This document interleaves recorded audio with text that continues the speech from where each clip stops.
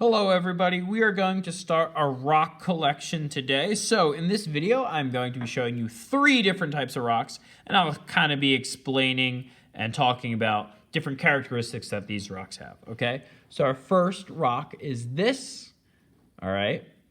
This is an example of obsidian. So for all my Minecrafters out there, this is what obsidian looks like in real life. I think most of you guys know, but an obsidian is an extrusive rock, so it comes from lava cooling outside of Earth's surface. I'm not going to tell you exactly which type of rock that is. You guys will have to figure that out. But from just looking at this rock, some things that we can describe about it and look about it. If we look at its texture, we can see that it looks pretty smooth, right? It has a very fine texture, okay? You notice that it has somewhat of a shine to it. You can kind of see that in the light.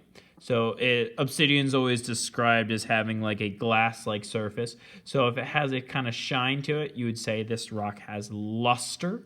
All right. Some other things you may try to look at about this rock is its color. You notice it's kind of like a jet black color. It has some like grayish specks in there. Okay. But for the most part, it looks pretty smooth and it's pretty black. All right. So this would be an example of obsidian. If you would like to pause the video or take screenshots so that you can look at it a little closer, by all means, feel free. But that's what obsidian looks like, all right? Our next rock we have is marble, okay? So this is what marble looks like, all right?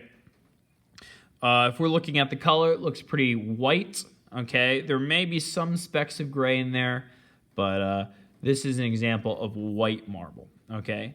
How marble is formed, marble is created from an existing rock, so it's created from limestone, and when a lot of heat and a pressure are applied to limestone, it will create marble, all right?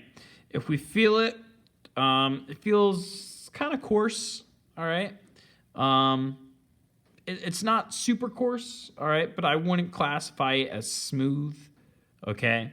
However, now marble can be cut to become smooth. This one side of it was cut. If I rotate it, we can see that this was cut to be smooth. And maybe this piece of marble, I don't know, was just cut from another piece. Marble can be used for like a lot of statues and stuff. So that's where you might find some very smooth marble. A great example of it would be the Lincoln Memorial. Okay, so in Washington, D.C., the Lincoln Memorial, the big statue of Abraham Lincoln sitting on a chair, all right? That big statue is made out of marble, and a lot of other famous like statues and buildings are made out of marble. If we kind of look, we can kind of see it shining a little bit, all right? So this rock does have luster. We can kind of see all those little specks all kind of shining. Looks like it looks a little crystallized, has some luster to it, okay? And that is pretty much marble. And the last rock we're going to look today, all right, is this rock. And this is called pumice, okay? So pumice is made from when a volcano erupts, all right? But if there is a lot of water and air along with the process, like gas, okay, the lava will kind of become like a little frothy and like foamy, all right? And so this is an extrusive rock, okay, and it's really light, okay? It kind of looks sponge-like. A lot of people, when they see this, they are surprised that this is considered a rock just because it's how light it is. And the reason why it's so light is if we see all those little kind of specks, those little holes, those are considered gas bubbles, okay? So those will be gas bubbles. So when the lava was cooling down, right, it had tons of gas bubbles in it, and it hardened, okay, and became pumice. And all those gas bubbles that were in there, well, the gas escapes, and now it just kind of is left with empty holes. So you can see there's some good example of them right there, okay? So just some empty holes left, all right?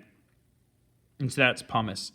Some pumice rocks are filled with so many gas bubbles, so many holes, that when they're put on water, they will actually float because of how much air is inside them, of how light they are, all right? So those are some examples of pumice. All right, guys. So those were the 3 types of rocks we looked at today. We looked at obsidian, we looked at marble, and we looked at pumice. All right, guys. I'll see you later.